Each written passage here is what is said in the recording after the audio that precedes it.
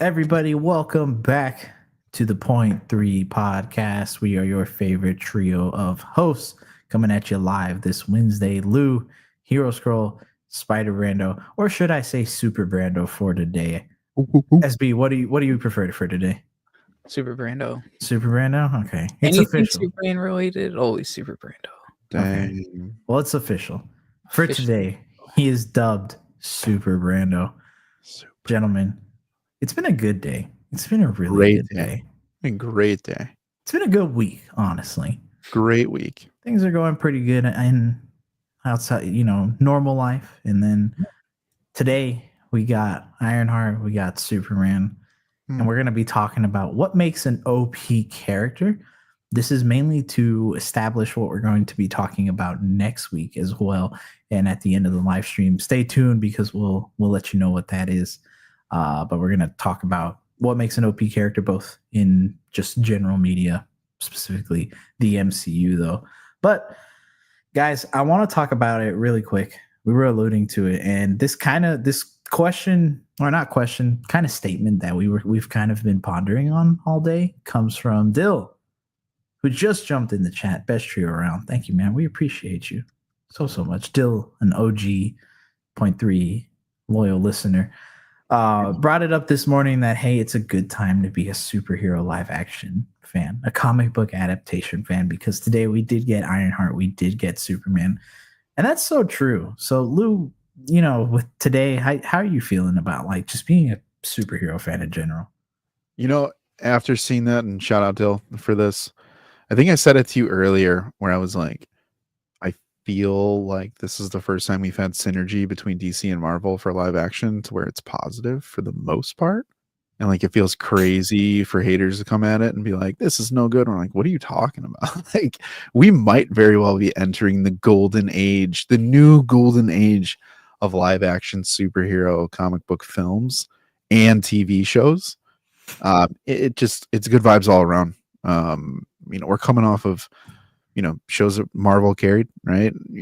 Daredevil Born Again, Thunderbolt type is still going. It did not go away. Fantastic Four is still coming. Like, we still have things to look forward to, and just knowing that in less than 2 months, we are going to be seeing 2 super fantastic movies, no puns intended on that. It's just like time is flying by. And it has been so fun to talk to people, not just here on the podcast or in Discord, but just like in just the wild. Like, people are talking about superheroes, and it is so cool. I'm like, I did not know that you were into this. And I'm like, I didn't know either, but I'm intrigued.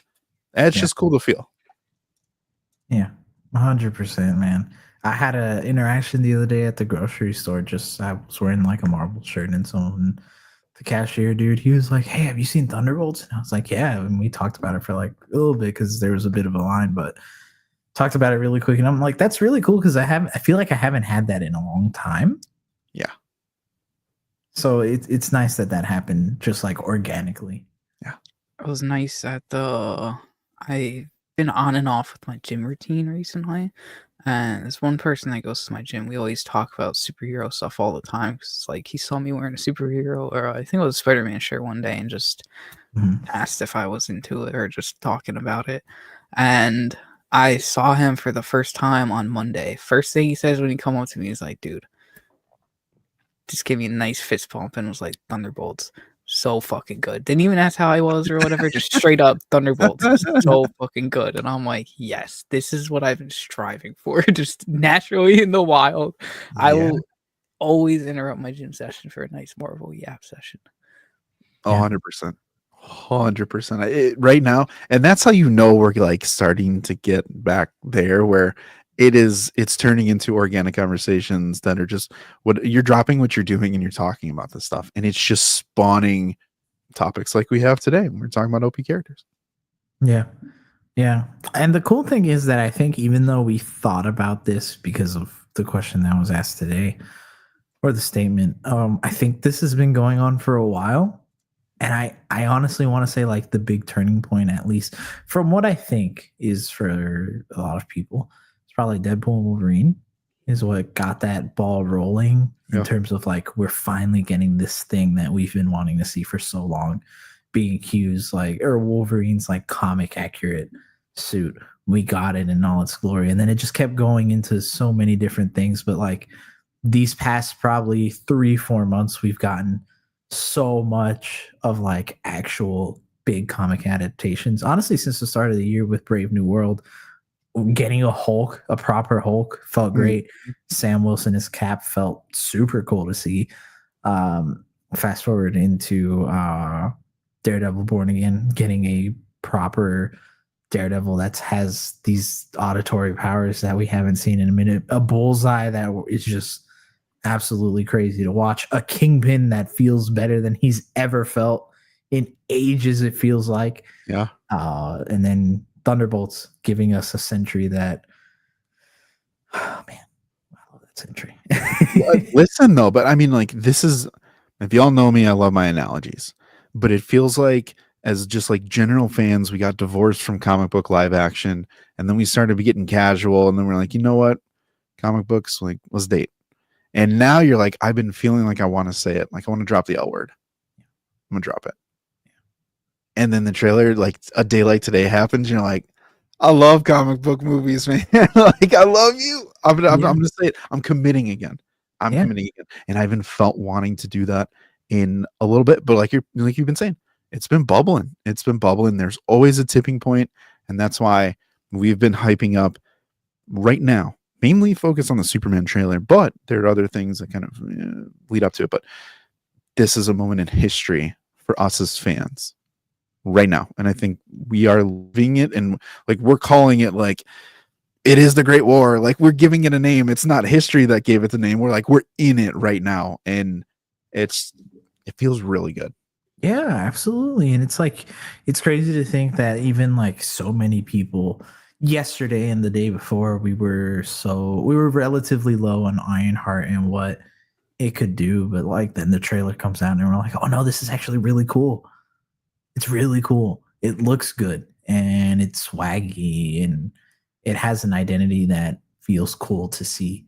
Then Superman drops, and then it's like, this is how you know that as superhero fans, and I think we constantly say this, superhero fatigue is not a thing.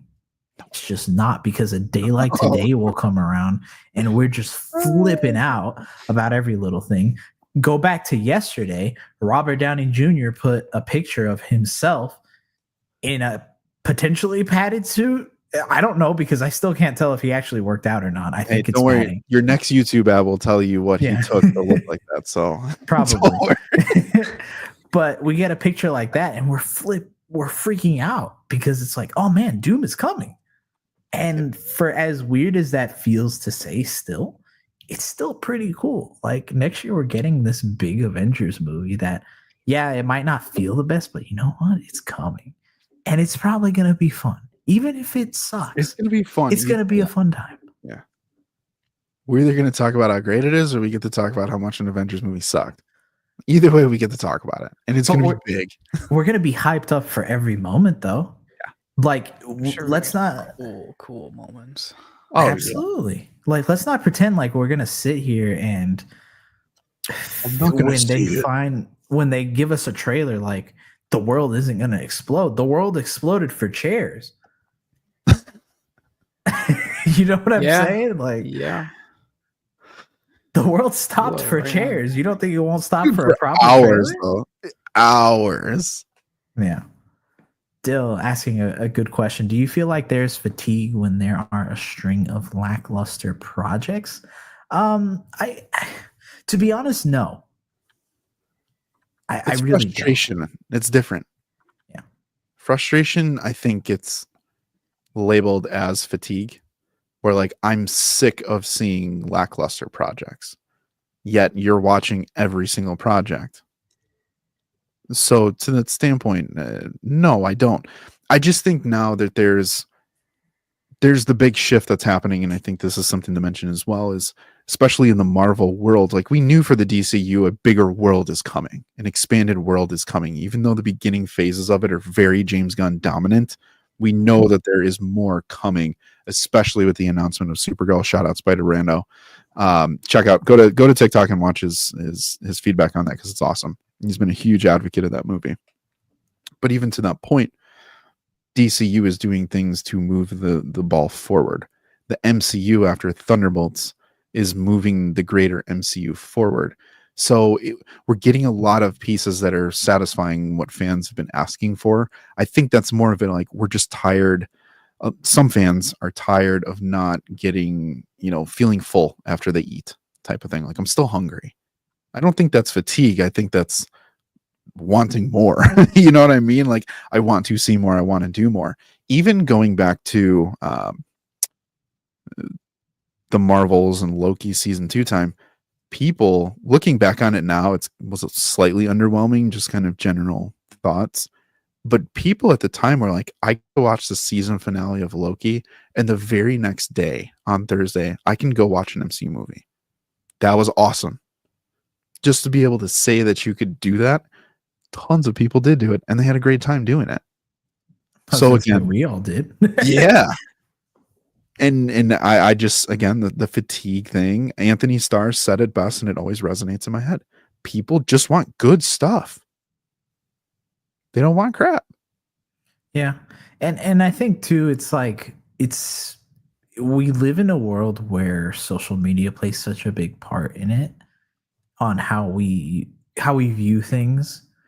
And when you constantly have people just saying, this is bad, this is bad, this is bad, this is bad, and that's what you've scrolled for the past 7 videos, but each person has their own different reasoning.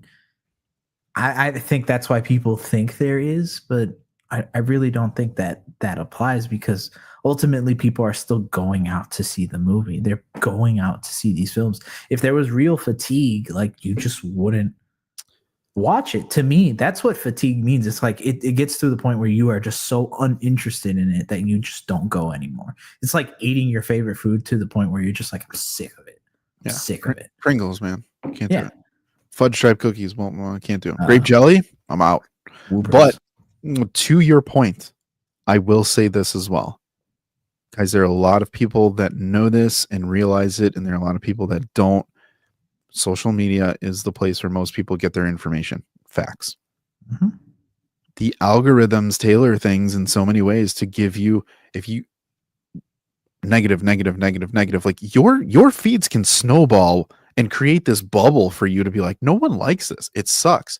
But then you look at the box office, Minecraft. There's no part of me that wants Minecraft. Do I think people hate Minecraft? Do I think there's Minecraft fatigue? It's almost made $1 billion worldwide. But like, in my world, like, I'm just like, it's whatever. But the rest of the world is like, yo, we saw this movie. Yeah. So I think now what's kind of cool is you're getting so much influx again of people being excited and this and that. Like, opinions are it feels like old social media again, like 2020s. Like, it feels like we're getting back to, you can find one video where it's yes and other videos no. And then next thing you know, it's flipped, which I think that's refreshing. The fatigue is just what you're force fed, in my opinion, but mostly social media based. Yeah. It's the cool thing still, I think. Yeah. I think it's still the cool thing to kind of like not enjoy superhero movies generally. Like, the big fad is, they're not fad. Like, there's definitely reasons behind it, but to be like, no, I like the artsy things. I like the original stuff. That's what I like. And that's perfectly fine. Like, I think there's definitely room to love all of it in general. But I think the cool thing is now still, it has been for a while, to still hate on superhero movies. And then when one comes out and it's not game changing, people are like, you see, they don't have it in them anymore. And it's like, sometimes like, the funny thing is, and I think about like all the big action movies that like were coming out in the 80s and the 90s, and I think of someone like Arnold Schwarzenegger, where it's like, did every movie he do change the world? No. Like, honestly, you could really only point to like a handful of his projects that were actually like the GOATs, like the GOATed ones. Terminator 2, Predator. Let's throw those out there. But like, how many others are some people have just never heard of, or we're just kind of like, okay, it was fine. Like, I watched it and that was it. Like, I had fun and I move on. I don't think there's room for that in the superhero because of how fans perceive it. There's no room for just, it was a fun time and that's it. It has to be game changing. It has to push everything. The expectations of Infinity War and Endgame ruined superhero movies for a little bit. Just think of how everybody interpreted Phase 4 when that first came out, of like, where's all the connections? Me. And then you get Thunderbolts, and it's like, boom, there are connections to prior projects, and like pieces are being put together. Yeah. And like you gotta have the pieces from the start like, planted before, and we're finally at that point again. And it feels good. And I think too, even regardless, I'm sorry, I just want to tidbit this off. Even regardless, even if no seeds are planted, we still have gotten some like a lot of just banger individual projects recently that have just been slept on because a couple people say they're bad movies, and then everybody just gets thrown off from them and not even giving them a shot. And I'm like, that's so stupid. But there are genuine stinkers, though. Let's just make sure we're not saying that everything's great. Like, no, there's the Madam Webs and the Morbiuses of the world, and the Secret Invasions of the world that lie to you. Invasions. Oh man. But even with that, like, I hope now as we kind of get back into a regular routine, which it feels like it might for the MCU and the start of something with the DCU. I'm hoping that it doesn't cause fans to overcorrect to that point where we are character driven, very emotional arc focused, and then we're like, oh, but we want action. We fling all the way out of the other side, and they're like, here's your action. Like, yeah, but we want substance and character driven arcs, and we're just like, oh, we fling back to the other side. And it's just like, we can find that like teeter towards that middle ground. Like, there can be a both, which we'll talk about. I think we got today in one of the two trailers that dropped. You guess which one. Do you think it's Ironheart, or do you think it's Superman? But I mean, even though, like, yes, Superman is the one that definitely probably did that better. But if you think about it, like the way that they're setting up Riri's story, and go watch our full reaction to that because it's out now. But like the way that they show her internal struggle while still having her be a cool character, like that. There's that balance. Like, she's doing all this, like the cool Iron Man stuff that we want, the cool suit or scenes where it's like the armor's coming on as she's doing this backflip, landing, smashing a truck. That's cool to see. Yeah. But clearly, like, we're still gonna get something character driven for her. Like, so even though one is doing it at a much grander scale, like when these movies and shows and projects, when they hit their stride, they hit their stride. And it feels good at every level, street level, cosmic, multiversal, DC, Marvel, doesn't matter. Yeah. I mean, speaking of Ironheart, I will say I think there's definitely a stigma that's attached to it of what's the point and what's the purpose, just because we all know, thank you, Internet, that this has been done. We've been, 3 years removed from her first appearance. And there is a case in the MCU where you can say too little, too late in a lot of ways for a lot of these characters. And is Riri a character that we can invest in to be like, you're going to be impactful for the next Avengers movie? I don't think anyone's expecting that. So when you know that Ironheart's going to debut with 3 episodes and then take you right up to Fantastic Four, it goes back to kind of what we've talked about a few times with State of the MCU. Is it worth my investment of time for this show? And I think that's the question a lot of fans have to ask. And I think it's easy to hate on this for the sins of the MCU. However, after watching the trailer, I do think that it's worth checking out the first 3 episodes. I think it's worth watching day one. Personally, I think it looked pretty cool, and I think it could be a cool story. And again, I like these character-driven, solo, self-contained MCU stories. I think they've really done a lot of them well. Most of them well. And this one feels like it's plucked right out of that time that I personally like defending in the MCU, especially from Phase 4. As long as I get Mephisto in there, I'm happy. Well, I'm not going to lie. I wouldn't count on that. I know. I'm kidding. You guys But had a great reaction to it. Also, I was watching that at work, and I was like, "Damn, I'm sold on it." I think it could be cool. I think it'd be cool. I just think No, the no, time yeah. that we're in is everybody's looking over the fence at Doomsday, They're and I now think looking that's up. they're not. They're looking through a fence. But yeah, everybody's looking just towards Doomsday, so I think they're writing off a lot of the things that are coming out and potentially. And I think I said it in the trailer, or I think I might have said it like after we had recorded, but like I think that if this had come out during Phase 4 a couple of years ago, this probably would have been one of those shows that we were like, "Oh man, this looks cool." Yeah. Like I think there would have been a lot more excitement about it, especially if this came out like a little bit after Wakanda Forever. But this instead of freaking, this should have came out in the spot that Secret Invasion came out in. Exactly. I mean, here's the thing though about like most people don't know anything about Ironheart, right? You can just kind of assume things about Ironheart. The hard part about this though is like the end of Wakanda Forever kind of deflated the show to be like, cool, you were part of the Wakandan crew, and then it's like you get nothing, and you're like, okay, what is this going to be? Is this an origin? Like it created more questions, not bad questions, but just created questions. And then you go through and you see like mysticism and technology, and you're like, okay, we're not going to have any Ironheart. I think the thing that hurt this show and deflated it the most, though, was the lack of Armor Wars. And really taking that away from her, knowing that she's inspired by Iron Man and basically kind of gets that 2.0 version of him, if you will. I think they took a lot of steam away from her. And I think if her show came out knowing that we are going to get an Armor Wars and, you know, Vision and all them would probably come back, and you get an Ultron that's probably going to come back sooner. Like those concrete what ifs at the time made this feel kind of something to look forward to. Like it was on the radar of being like, oh, okay, cool. Like this actually might be something to check out for sure. And then you like, they nerf Rhodey and you're like, what are we doing? Like you don't even have War Machine. Like, don't you think a War Machine should probably have something to do with an Ironheart show? 100%. We have no clue what he's going to do. Like, is he still staring in the mirror? I don't know. At this point, we really don't even know technically where it's supposed to be in like the timeline. Like when does it happen? Because we know that based on the trailer, this is after Wakanda Forever. But like, how long after? Is this before or after Secret Invasion? Is Rhodey out? Because if he is, then what's he doing? If he's not, then he's still stuck as a scroll.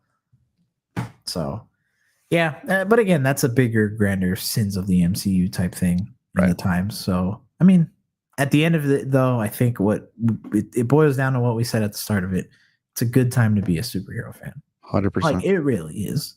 To enjoy comics in general and a superhero fan, there's so many cool things coming out between like actual comic books and then these films, games, even. Like I know Marvel, the big 19 whatever, 43, got delayed to early 26, which does suck. But I mean, hey, we're still getting something. We know that Wolverine is coming. We know a bunch of other stuff is probably coming. That's in the works. I mean, comic wise, a Battle Beast just came out. Today.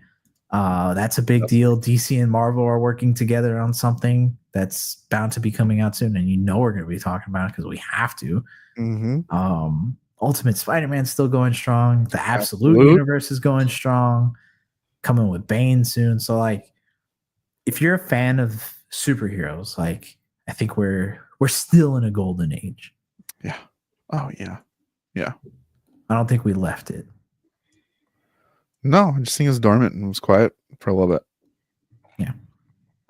Had a low point, but I think you know what I think is a great thing to kind of show that we're right back in that golden age. That we're really getting Superman and Fantastic Four this year. Both within 2 weeks apart. Both of those comics are both of those back in the 60s or not 60s. They pretty much both, if these characters save DC and Marvel, kind of set them like on their path. So where they're at today. So just the beautifulness that we are getting, like probably the most truest adaptations that we've ever gotten within the same year, 2 weeks apart. I think That's it's another huge. great sign to show right there. Yeah. Yep. Good time. Good time. We got Daredevil back. We did. We got Daredevil. We got Kingpin back. And heck, we got Kingpin back, baby. We're getting Jessica Jones back. Yeah. People are excited. Don't do that. People are excited. You know, people. I was gonna say I'm excited. If she lifts the back of another car to prove her strength, I'm gonna flip. She will though, and she'll flip the car. No. It is very cool. It is very cool. I will say to this point, I think one thing that has made me feel the best, most like we're in a great time. Although I love Thunderbolts, it is still Daredevil for me. Born Again will stick with me for a very long time. I think it started that hype. Yeah. I think Thunderbolts like made a good leap forward, but yeah, Daredevil's the one that got it started. Yeah, I agree. Because I still think about the show. All the time. I picture him and like his like sensory and like his hearing and like just all of those clips just all so often. Like I hear something and I'm like, huh? I still like feel weird on Tuesdays, like Tuesday nights where I'm like kind of expecting. I'm like, what am I supposed to be doing with my life? Yeah. Where I'm like, I'm ready to turn on Disney Plus and watch Daredevil and like we get nothing. I'm still expecting that. So yeah. Devil's Reign potentially coming. We'll see what happens there. And Danny Rand can stay away. I agree. I agree.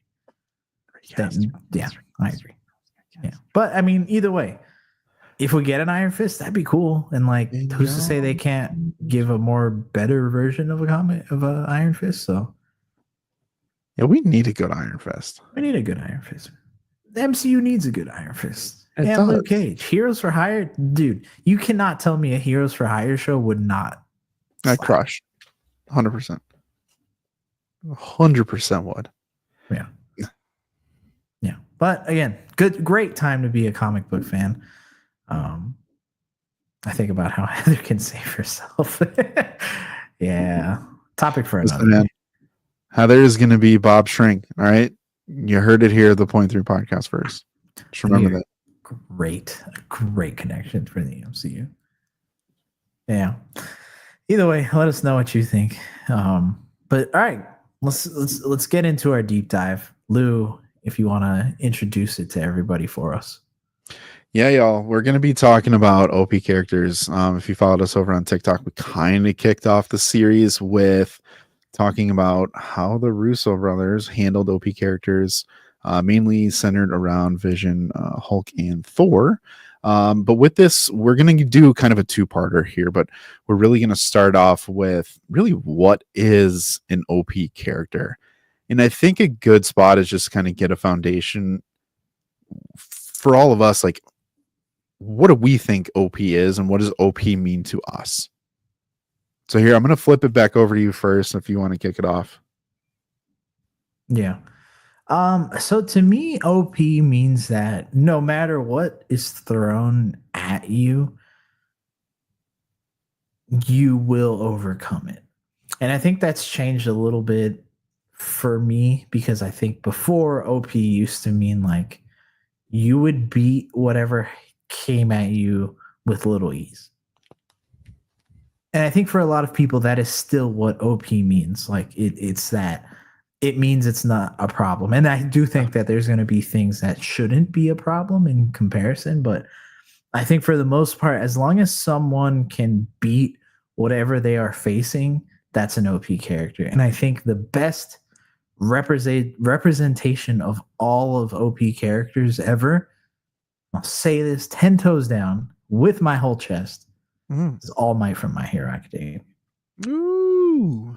I think he is the best example of what an OP character is, whether you have a clear weakness, be it emotional or physical or both, and you are still able to overcome anything that's thrown at you. Because let's be honest, even though My Hero has gone so far from it, the first time that he fights that Nomu and he just breaks through it, it's so cool.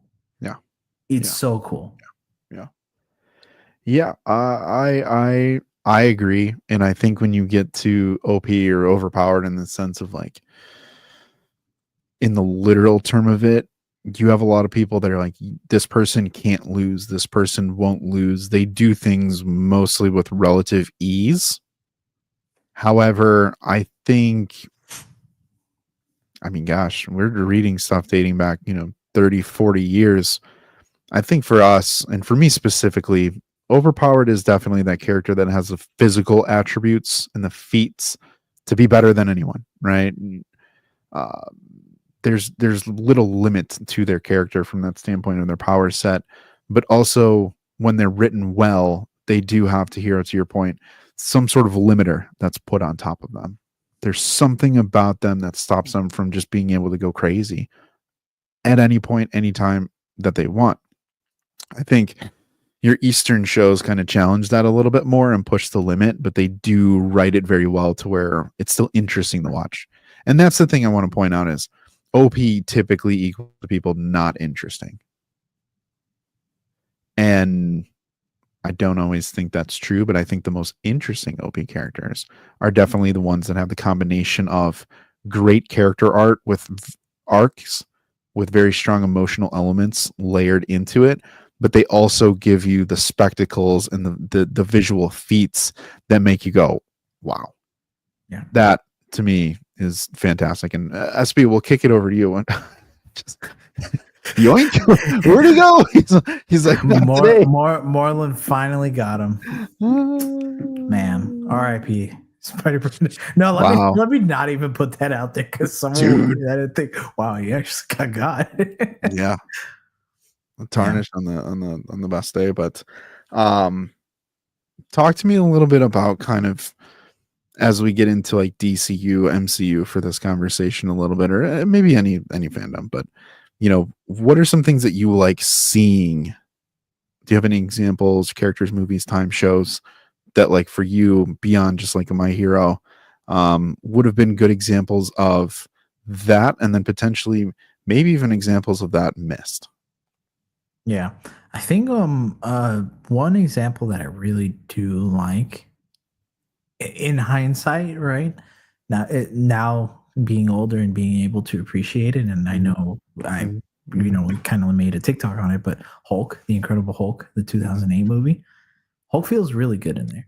Yeah, both like as the emotional story that they're trying to tell and the physical displays of his powers, because Abomination is so much bigger than him. Yeah. And like really when Abomination does first come out, like he's putting the work on Hulk, but Hulk is just able to like, again, overcome it. And when he stands tall, he feels like a beast. And I think that's the big thing where it's like when these characters overcome whatever challenge they do, how do they look? Do they look like they just went through war, or are they standing tall like as if it was nothing? Another great example, Godzilla. Oh my god, dude. Okay. As soon as you said the Hulk thing, I was like, I was going to add one part of like, I like when you have your OP characters that they went through a fight, dude, and they won. Mm-hmm. And then he lets out like a huge Hulk roar or something like that. And I was like, damn, kind of reminds me of Godzilla in a lot of ways. And as soon as you said that, oh, that was perfect segue, bro. Perfect. Yeah. No, Godzilla. I mean, I think about every time when he'll hit his atomic breath and then he's standing with the head of whoever he just fought and he just lets out that roar. Like, it's so cool. It's so cool. Or just like in I think it's King of the Monsters, where he just beat King Ghidorah. Mm-hmm. And he's just sitting there glowing after this nuke, after sitting there and absorbing all the nuclear power, and it's just the shadows, and everybody's like, I'm really glad he fights for us. And it's just like him staring at the people on the boat. Yeah. It's like, yeah, God, he feels like it, you literally look at Godzilla and think like, who can beat him? Right. You can try, but like you're probably not going to, which again kind of makes like two interesting points for me. I think when you look at OP characters, I think at the end, you want them to have that big battle to where they overcome whatever it is that's in front of them and they stand tall at the end. Because eventually when you get to like in Infinity War, when they do lose, which they're going to come back and win at the end of the day. But when they do take that loss, whoever goes over them, you're like, what? Yeah. Which opens the door for so many other characters to take a step forward in so many ways to kind of bridge that gap until the OP character finally comes back and like, yeah, recharged, let's go. Some of your better shows that have OP characters, they do that. And I think that just kind of elevates everyone, which is why I think it's so interesting that people are like, I don't like OP characters, because I'm like, at the end of the day, when you do have a really strong established OP character, you can raise the bar for everyone else so much faster and get buy-in for so much longer. And it gives you so many options. Do you want to create a story? Do you want to do a spin-off? You can do all these things that center around that character. I think of, and I go back to My Hero Academia. Mm-hmm. When you look at vigilantes, just the thought of knowing that All Might is there is like, oh, this is cool. This is elevating the scene in the moment that we're talking about. Same thing with Hulk. When you get to Avengers, the fact that he's on the helicarrier, you're like, what's going to happen? How good is Thor? And when Thor cracks Hulk with that, you're like, Thor's the man. Thor is there. Okay, like you've just elevated everyone else that's in their gravity. Yeah. 100%. 100%. Again, using My Hero and especially Vigilantes right now, just because it's more current and we don't get to talk about anime as much, but Knuckle Duster feels so overpowered. Yeah. And he's just a guy. Yeah. So much so that everybody around him is literally the thing that they're just like, dude, all you do is punch. Why are you so strong? Like, it doesn't, in this world where the heroes have these like super extraordinary powers, so much so that they have a ranking based on where they're at. Mm-hmm. They look at this nobody who is just kicking their butt. And again, there are those qualities for those characters, and this is why it's cool, because when you do get the OP feel, again, there's the aura about him of like, I don't have fear. I'm going to run into danger. I'm going to get in there. I'm going to hit you first type of thing. But then you come to find out potentially of like, you peel back the layers, then insert the emotional arcs. Then you're like, oh damn, I know why he's doing it. And then everything just hits so much better. But there is a common denominator of you start OP and end OP and figure it out in between. That's huge. Yeah. Yeah. And to that point, it's why Superman will always work. Because generally people have this weird idea that like just because Superman is super powerful and has really only like two major weaknesses between magic and kryptonite, people are like, oh, but he's boring. There's no stakes for him. There's no emotional depth. And it's like, did you watch Justice League, the animated series? Did you watch Justice League? Did you watch Superman, the animated series? Okay. Let me ask you the question because you brought up, I don't want to get lost.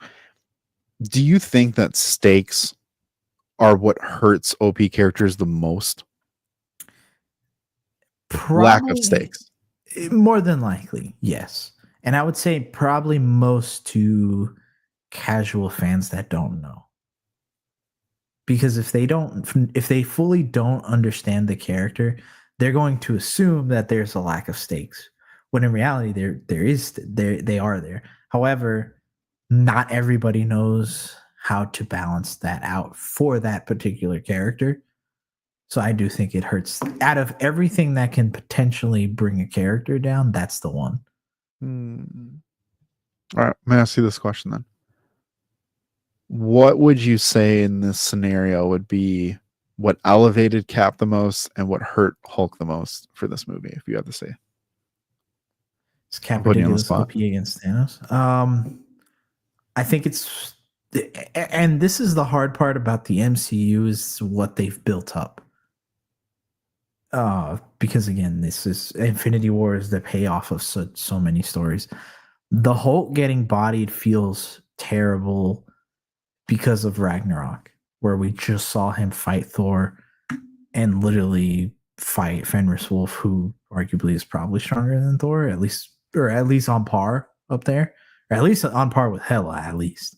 and we saw him put up a fight in Infinity War. He gets. I counted it for that video. I didn't get to mention it in that TikTok, but I did count how many hits Thanos gets in. He beats him in under 20 punches. He beats him in he gives him like a mean 13-piece combo, like an uninterrupted mean. No barbecue sauce. No barbecue sauce. Drier than a Popeye's biscuit. Hits him all. And then Hulk literally does nothing. From the second that Hulk gets punched in the neck, when he grabs him and then he just punches him in the neck, he just stares at him. He does not swing. And when he does, he gets parried and he swings so slow. Cap doesn't feel overpowered because, to me, and I think to a lot of people in that scene, all Thanos is doing is just trying to grab him. He's not really using the Infinity Stones in any way. He's just trying to, because he sees this person. He's like, yeah, that's just a dude. So all he does is try to, grab him. And I think he gets shocked for a minute that he can, or not shocked. I think he's intrigued by the fact that oh, he's stopping me. And then once that intrigue wears off, he just knocks him out. Yeah. So Cap doesn't even feel OP. But I think it goes back to kind of what we're saying from an optics perspective of starting OP, ending OP, taking now Infinity War and Endgame into one. When Cap shows up first in Infinity War, it's pretty badass. Those spears were driving through Avengers characters unnecessarily, but it doesn't matter. They happen. And Proxima Midnight and Corvus Glaive had Vision and Wanda, two very OP characters, on the ropes. Yeah. So when we get to the point where we're in that train station and she whips it at him and he's like, yoink, out of the air, and then Black Widow, Cap, and Falcon stomp him and have him crawling away and then beam up Scotty, that team feels, that trio feels really good. And that trio had mad aura from the start. And you look at Hulk got smoked. Now go to the end of Infinity War. There is no Hulk. And you have a Hulkbuster and he's clowning against Cole Obsidian, whereas Cap is holding back Thanos' gauntlet hand. Those are not even close in the same realm of cool. Yeah. But at no point does he feel overpowered, though. But I think there's the perception of he feels elevated. I wouldn't say overpowered per se, but he feels like he has that strength and that chance, and he feels like he's the next one up type of thing. Whereas Hulk never got that ever again. And even in the end, now Cap is OP. Yeah. When he's got Mjolnir. You know what I mean? So fair point.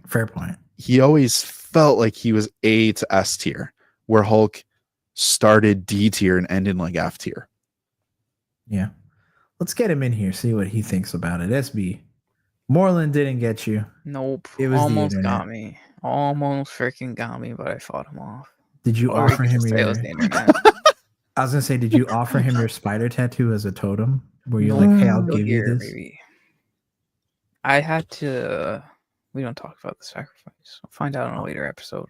Dang. Are we gonna see a panel where they're all sitting at the table and it's Spider-Man or Spider Brando's black suit Spider-Man in the middle on a platter next to some turkey legs? And exactly. I got it.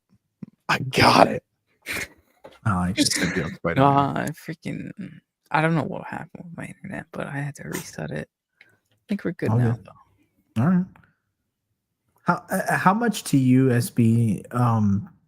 I think this is a good subset to that question. Then, how much does a coolness factor play into an overpowered character?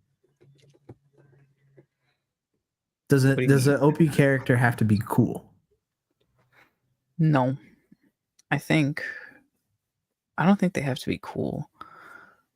But usually most OP characters are cool because they are OP. Yeah. So, but I'm trying to think of an example of someone that's OP but not so cool. To me, a perfect example actually, Saitama, One Punch Man. That dude is OP. I hate that show. I tried getting into it. I don't think he's that cool. And I am not. I haven't. I just can't. I don't know. I can't buy into a show. It's just one I can't get into. I'm just going around and just Punching people. punching everybody. Yeah, I don't know. But to everyone, I've heard is like really good. Maybe I'll give it another shot in the future. But I remember when I did try getting into it, it wasn't. I don't know. Something about it just threw me off. And I never thought Saitama was cool. It's his non-OP stuff. What? It's like his non-OP stuff that like makes him not cool. But okay, I see what you're saying. Yeah. So I don't think they have to be cool. Though. I agree. Like, I mean, just because I said that example, it doesn't mean that like a lot of people like Saitama and think that he is like cool. But to me, not so much. So I don't think they have to be cool. But I think he's a perfect example because, like, I think to both your point and Lou's point, like, outside of him fighting, he's not a cool character. I'd argue that Deku's cool. Deku's kind of OP. I was gonna say, like, Deku, All Might, Superman, like, outside of everything that they do, they're cool characters to see and watch. Hulk, the Emotionals, Thor's, same thing. Anime like, has outside so of what OP they people, do, man, it's insane. Yeah. So I think to that point, then to kind of start laying the foundation of what we're going to talk about next week, right? In specific, and we'll get to that to the end. And Lou, I'll throw this back over to you. Who are some of the best used OP characters within the MCU, and who are some of the worst used characters within the MCU?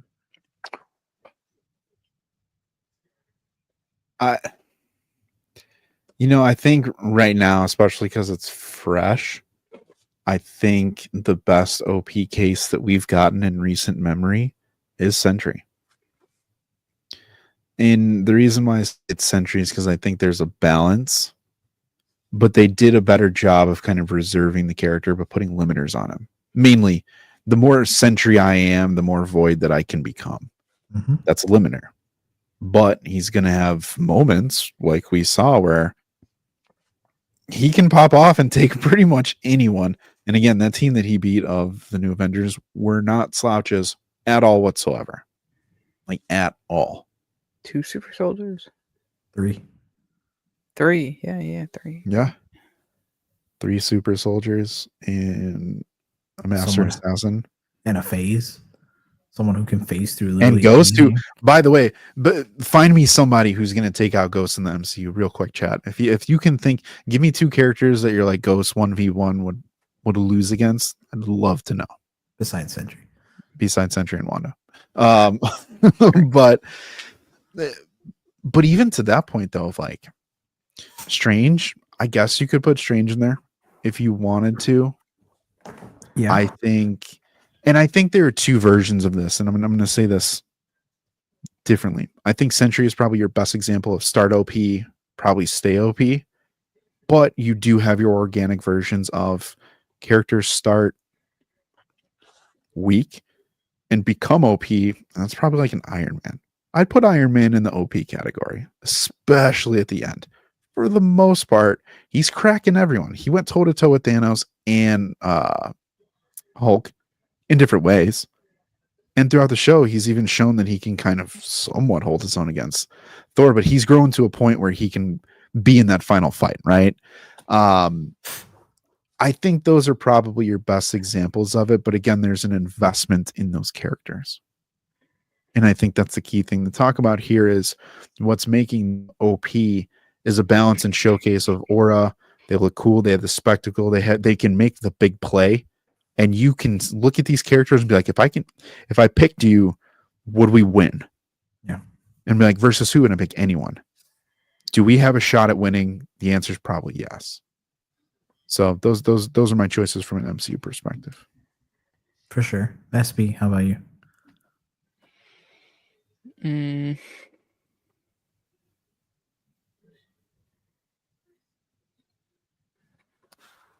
I think Thor. Well, I know Thor.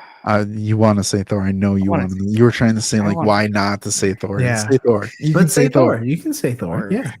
I'm going with Thor after doing some research. He just had such a freaking high in Ragnarok, man. It was so good, and then just got boggled down and down. But Can I ask you a question? Can I ask you a question real quick? Because we haven't talked about this yet, and I'm not trying to jump the gun for next week.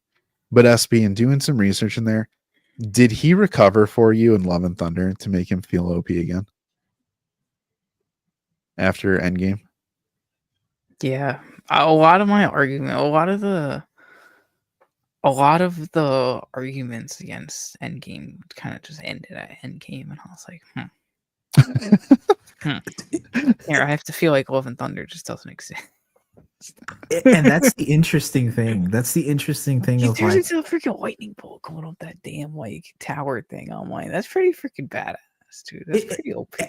and not just that. I mean, like the Guardians, literally, when they can't beat those people in the first part of the movie, they're like, "Oh, we need Thor." Dude comes in, and as comedic as he is, the fact that he's like stopping these things with splits and stuff, like, yo, that's like pretty big. Just in case you don't know, Unfaithful, get out of here. But like, yeah, just in case you don't know, for those that haven't seen Love and Thunder, like Thor recovers from Endgame, which is why Thor still feels good at the end of it. Like, that's why in comparison to someone like Hulk, he recovered. Hulk didn't. Hulk is still stuck where he's at.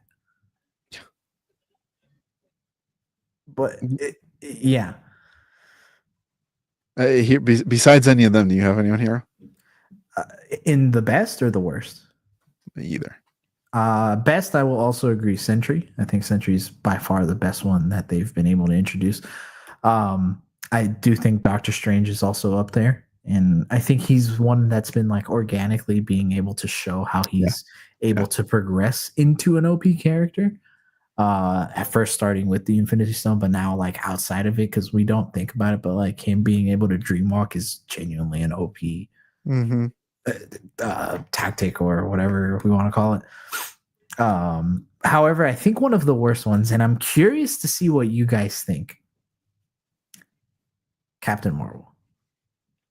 Why would we put her in the worst category and not the best? I'm going to be honest with you. Pretty OP.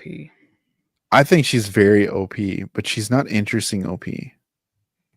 And I think they did like she had too many hands in the cookie jar type of thing with her character. Yeah.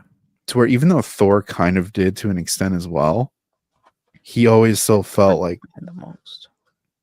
Thor, yeah, I think Thor actually did have the most. He's at like 4 directors. Yeah, 4. Like even with Captain Marvel, I think it's what, 3? You just feel like she can always do more, and she doesn't. And like her coolest scene is just flying through Thanos' ship for the most part for me. Is it the fact that her emotional stakes aren't there? I also will put that on the sins of the MCU in between Captain Marvel when it came out and then Infinity War and Endgame. Of just like, I don't care. Like, you did nothing to make me care about that character. Like, you brought back Tony. Cool. Even when she showed up in the beginning and he's like, oh, it's so bright. And then it's Captain Marvel. I'm like, oh, bro, come on, man. Like, I shouldn't want to feel that way, but I did. Yeah. And then you're like, you want tacos? And I'm like, what are we doing with these scenes, dude? Like, this is terrible. Yeah. I mean, oh man, Dill in chat saying one that I think we try to forget constantly, but Gaia. And Gravik. Oh my gosh, boo. Yeah. So yeah, those are definitely like the best worst picks. Those two right there. Honorable mention Vision though. For worst? I would say worse. I do think he had a great arc with Wanda. Thought it was super cool. Thought it was great. Definitely still hit. Yeah. But like, also, I kind of am going to bump up Age of Ultron in my rankings a little bit because they got some good action scenes in there, baby, that we haven't seen in a minute. But Age of Ultron and I think What If really make Ultron or Vision age poorly. What if 100% for me, y'all? What if really made Age of Ultron? I'm like, this kind of sucks because people said that too. They're just like, Vision could just zap people and it's over. But I think that's the OP question. People don't want to see that. But what if did was very interesting of taking that story somewhere else that the main MCU couldn't. So I think it was a great what if story. And Ultron Vision is nasty. Just one of the best animated Marvel characters ever. Yeah. And I think Infinity Ultron, whatever. Yeah, no, I agree. And I think this would be a good place to kind of explain what we're going to do next week and how this all ties into it. In case do you guys want to add anything else before we do? No, give us more OP. What? I was going to say, we should have more OP. Yeah, where did Vision go during the airport scene? He's just going around. But next week we're going to talk about the Russo brothers and how they handle OP characters.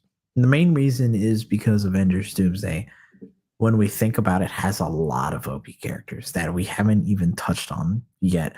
And more than likely Secret Wars is going to have even more. And the fact that they are also they're also bringing in all these other characters who we also haven't really touched on either yet. But like when we think about it, Magneto, huge OP character. When we really think about it, Professor X, huge OP character. When we think about it, Shang-Chi, OP character with the 10 rings. Let's be honest. And how they're handling God of the of few. Loki. God of Story of Loki. Yeah. And God Emperor Doom, Dr. Doom himself, really. Reed Richards, when you think about it, like almost the entirety of the Fantastic Four are OP in their own ways. If he's in it, yeah. He's probably not going to be in it. But they have so many characters, and when we really start to think about it, Infinity War and Endgame, when you really break it down, do not age as well. Like when you really start thinking about it and how they use all these characters, specifically the overpowered ones, they don't feel great. And you look at Thanos, I think Thanos is a perfect example of someone that we're like, Thanos was amazing. And when you really think about it, he's not. He's not. And I think it's good to have a foundation of what an OP character looks like and what makes them interesting. And I think throughout this, we've been able to kind of establish that it's a mix of things, a different mix and mesh of things to really come together.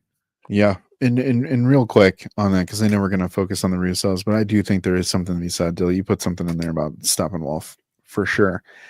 I think there is the world where in DC it was most egregious to where your characters felt OP for moments and they were just outrageously OP moments, but those characteristics never carried over.